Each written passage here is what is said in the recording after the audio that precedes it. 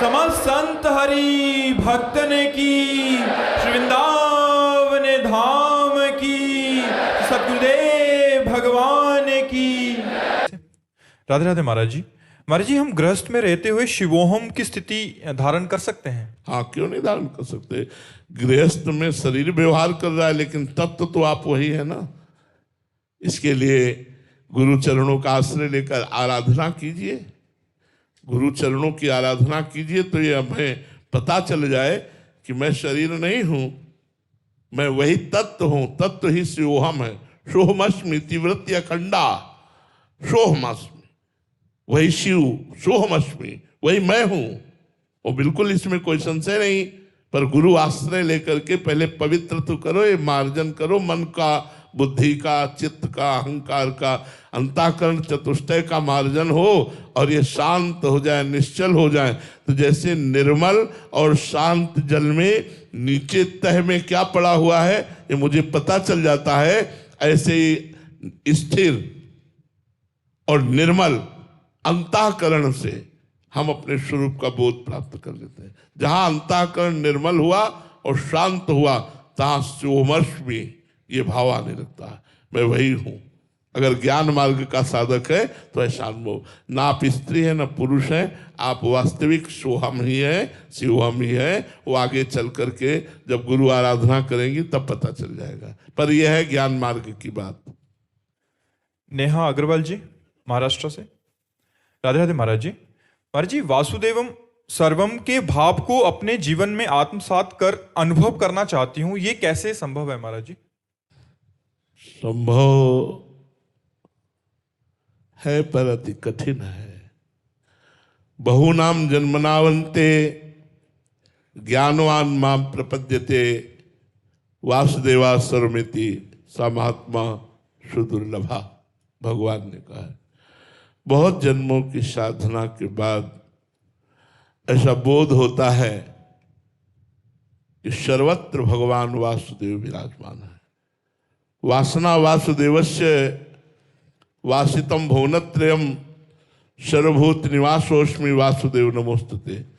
वो उपासक देख पाता है कि भगवान वासुदेव अपने संकल्प से इतने रूपों में स्वयं भगवान विराजमान है। ऐसा ज्ञान कठिन है, तभी कहा है सा महात्मा सुदुर्लभा। ऐसा महात्मा मिलना कठिन है जो सब में अपने इष्ट भगवान का दर्शन करता है। अब इसके लिए साधना है, गुरु की शरण में जाकर गुरु चरणों की आराधना करके पहले अभिमान मल को नष्ट करे। बिना गुरु सेवा के, गुरु आज्ञा का पालन किए अभिमान मल का नाश नहीं होता। चाहे जो भी साधना करो उससे अभिमान पुष्ट होता है। सर्व अभिमान रहित, देहाभिमान शून्य हृदय में प्रकट होता है वासुदेवा सर्वमिति। जिसका अभिमान गलित हो गया है, देह भाव, उसके हृदय में भगवान स्वयं प्रकट हो जाते हैं।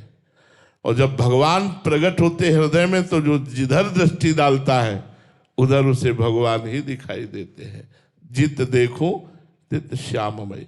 जहां भगवान का हृदय में साक्षात्कार हुआ तो जाको मनमोहन दृष्टि परे, सो तो भयो सावन को आंधरो, सूझत रंग हरे ही हरे। जाको मनमोहन दृष्टि परे। एक बार भगवान के ऊपर दृष्टि गई तो उसकी दशाएं हो जाती है कि जैसे कोई सावन में अंधा हो जाए, उसे 12 महीना हरा हरा दिखाई देगा, क्योंकि हरे भरे दृश्य को देखकर अंधा हुआ था। तो इस उपासक की क्या दशा होती है, जिसका गुरु कृपा से अभिमान मल नष्ट हो जाता है और निरंतर नाम जब चलता है तो बोले जड़ चैतन्य कछु नहीं दिखत, जित दिखत तित श्याम खड़े, व्यूहल विकल संभार न तन की, नैना घूमत रूप भरे। नेत्रों में रूप समा गया तो अब ना स्त्री दिखाई देती, ना पुरुष दिखाई देता, ना जड़ दिखाई देता, ना चैतन्य दिखाई देता है, केवल श्याम सुंदर वासुदेव दिखाई देते हैं। करनी अकरनी दो विधि भूले, विधि निषेध सब रहे धरे। नर हरिदास ते भये बावरे, जे यह प्रेम प्रवाह परे। क्या करना चाहिए, क्या नहीं करना चाहिए, करनी अकरनी, विधि निषेध सब छूट गया। न लाज तीन लोकन की, न वेद को कहो करे, न शंख भूत प्रेत की, न देव जक्षते डरे। सुने न कान और की, दृश्य न और इच्छना। कान से कुछ और सुनने की रुचि नहीं रह गई, हृदय में कोई चाह नहीं रह गई। भगवान के प्रेम में मगन तो जिधर दृष्टि डालता है वासुदेवास्वर में थी। श्री राम में सब जग जानी, करो प्रणाम जो जुग पानी। चिद चिद लक्षणम सर्वम राधा कृष्णमयम जगत। जिधर दृष्टि डालता है उधर प्रभु ही प्रभु नजर आते हैं। पर इसके लिए साधना है, गुरु चरणों से आसक्ति पैदा हो जाए और गुरुदेव के उपदेश और आज्ञानुसार चलने पर हमारा अहंकार नष्ट हो जाए और निरंतर भगवान का स्मरण हो, तब हृदय में भगवान प्रकाशित होंगे। तो हमारे नेत्र पट जो बंद हैं अभी, ये त्रिगुण माया वाले नेत्र काम नहीं करते, वो मानस चक्षु प्रकट होते हैं, प्रेम नेत्र।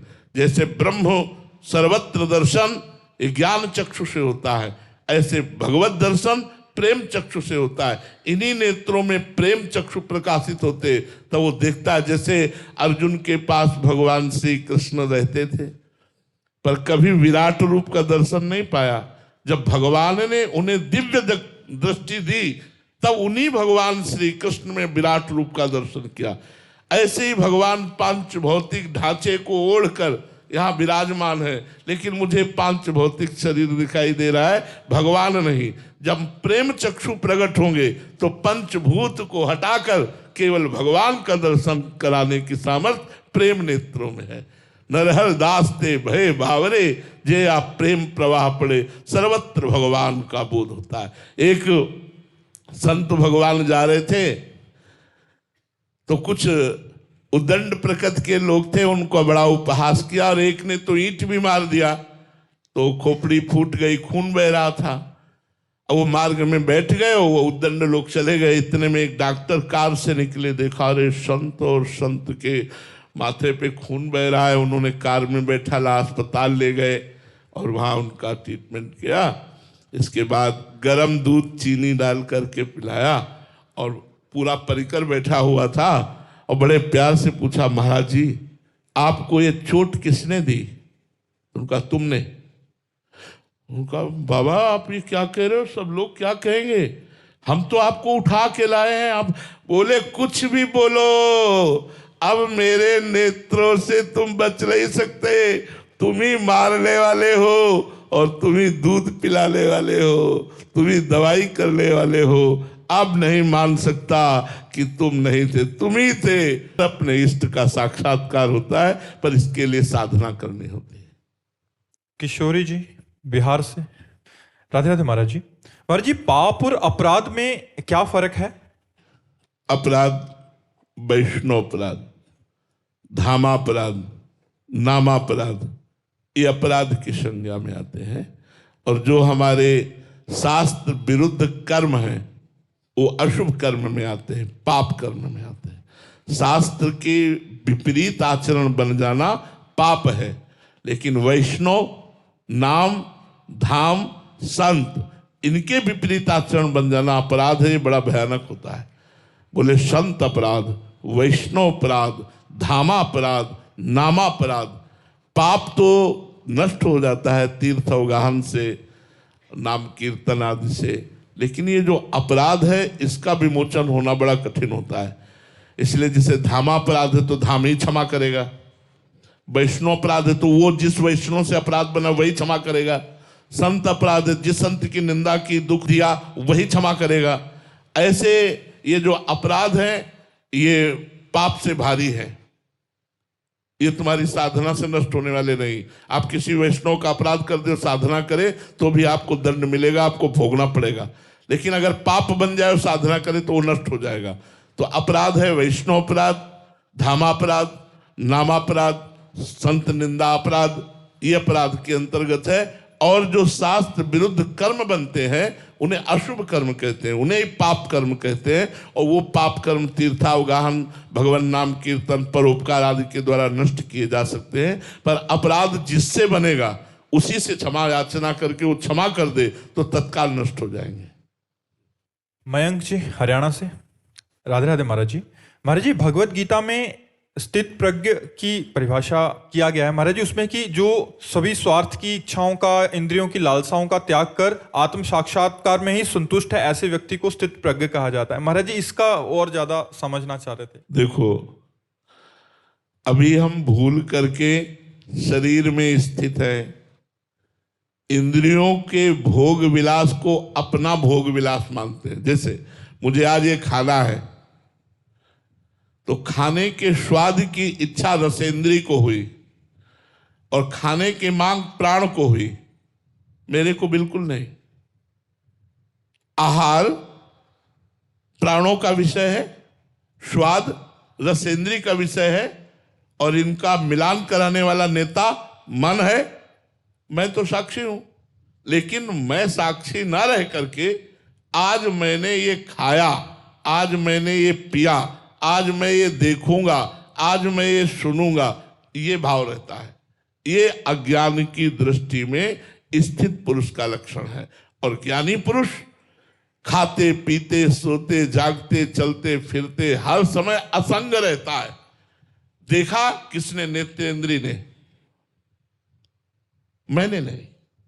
वो जो मैं है वो अकर्ता है, जो मैं है वो अभोक्ता है, जो मैं है वो चैतन्य घन निर्विकार है और वही मैं हूं।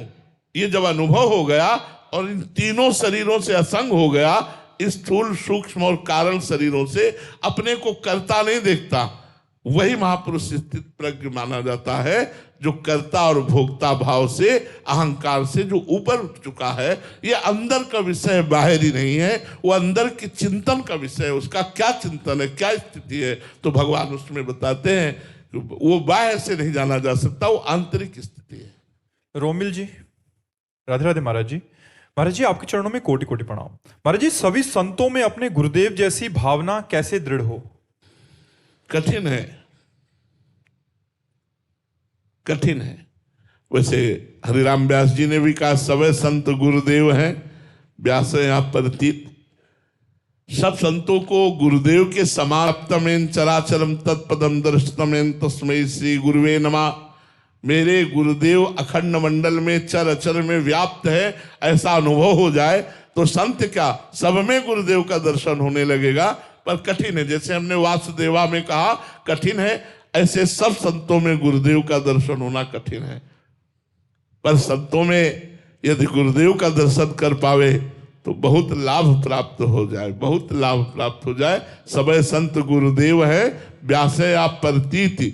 हरिराम व्यास जी कहते हैं मुझे दृढ़ विश्वास है कि सब संतों के रूप में मेरे गुरुदेव ही विराजमान है, दूसरा कोई नहीं। और वैसे भी अखंड मंडलाकारम व्याप्तम एन चराचरम, व्याप्तम एन चर अचर, सब में हमारे गुरुदेव व्याप्त है। ऐसा सिद्ध पुरुष का भाव होगा।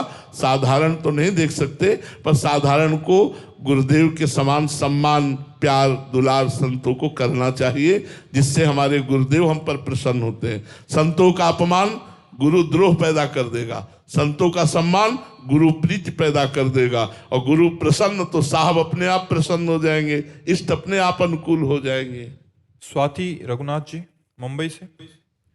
राधे राधे महाराज जी। महाराज जी, क्या पिछले जन्म के कर्मों की वजह से हमें इस जन्म में किसी खास समय पर ही अध्यात्म की ओर झुकाव होता है क्या? नहीं, कर्म शुभ और अशुभ होते हैं। शुभ सांसारिक सुख प्रदान करते हैं, अशुभ सांसारिक दुख प्रदान करते हैं। लेकिन संत मिलन, अध्यात्म मार्ग में चलने की इच्छा, ये केवल भगवान की कृपा से होती है। ये अपने पूर्व कर्मों से नहीं, अपने भाग्य से नहीं, एक कृपा से होती है। जैसे हमारे श्री धाम वृंदावन में आपका आना, बैठकर सत्संग सुनना, ये आपके भाग्य से नहीं हुआ है। प्रथम यथामति प्रणवो श्री वृंदावन अति रम्य, श्री राधिका कृपा बिनु सबके मनन अगम्य। श्री किशोरी जी की कृपा के बिना, राधा रानी की कृपा के बिना आप वृंदावन में मन से भी नहीं सोच सकते कैसा होगा वृंदावन। आने की तो बात जाने दो। तो वृंदावन आना, संत समागम होना, भगवान नाम जप होना, अध्यात्म में चलना, इसमें तो हरिजू की अहेतुकी कृपा मुझे दिखाई देती है। अपने भाग्य, अपने कोई कर्म फल ऐसा नहीं, इसमें हरिजू की कृपा दिखाई देती है। इसलिए इसे कृपा मानकर चलने पर ज्यादा लाभ प्राप्त होगा। हमारे भाग्य इतने कहाँ, ये हमारे हरिजू की कृपा हम पर हुई जो हमें सौभाग्य प्राप्त हुआ। सीमा खेलान जी, राधे राधे महाराज जी। महाराज जी, बचपन से ही मुझे श्री जी की कृपा से प्रिया प्रीतम की ओर, वृंदावन की ओर सहज आकर्षण था। 20-22 वर्ष की अवस्था में ही भाई जी श्री हनुमान प्रसाद पोद्दार जी महाराज जी को गुरु मान लिया। महाराज जी, मेरा प्रश्न है कि उनकी मैंने शरण तो ले ली, बट उन्होंने मुझे स्वीकार किया है नहीं, इसका मुझे कैसे अनुभव होगा? उनकी शरण ले ली आपने नहीं, उन्होंने आपको स्वीकार किया है, तब आपने शरण ली है। इस बात को समझिए। अगर आप एक बार भी राधा बोल रहे हैं तो राधा रानी ने आप पर कृपा की, तब राधा बोल रहे हैं। आप एक बार भी कृष्ण बोल रहे हैं तो कृष्ण भगवान ने कृपा की, तब कृष्ण नाम आपकी जिह्वा पे आया।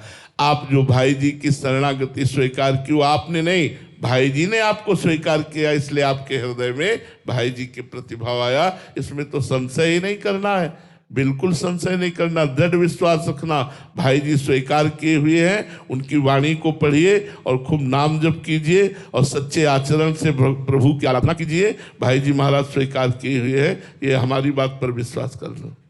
से चिंता, भय, ओवर थिंकिंग, ध्यान ना लगना आदि मुझ में है। महाराज जी, बात बात पर ध्यान भी भटक जाता है महाराज जी अपने लक्ष्य से। ऐसे में भक्ति मार्ग पर चलना चाहती हूँ, बट कैसे चलूं? नाम जप करो, नाम भाव बने ना बने, ध्यान लगे ना लगे, कुछ भी कैसे भी हमारे आचरण, चिंता मत करो, नाम जप करो। जिनको सीधा नाम जप करना नहीं आता था, मरा मरा मरा बोल के सिद्ध हो गए। नाम जपते ही सारी भावनाएं पवित्र होने लगेंगी। हाँ।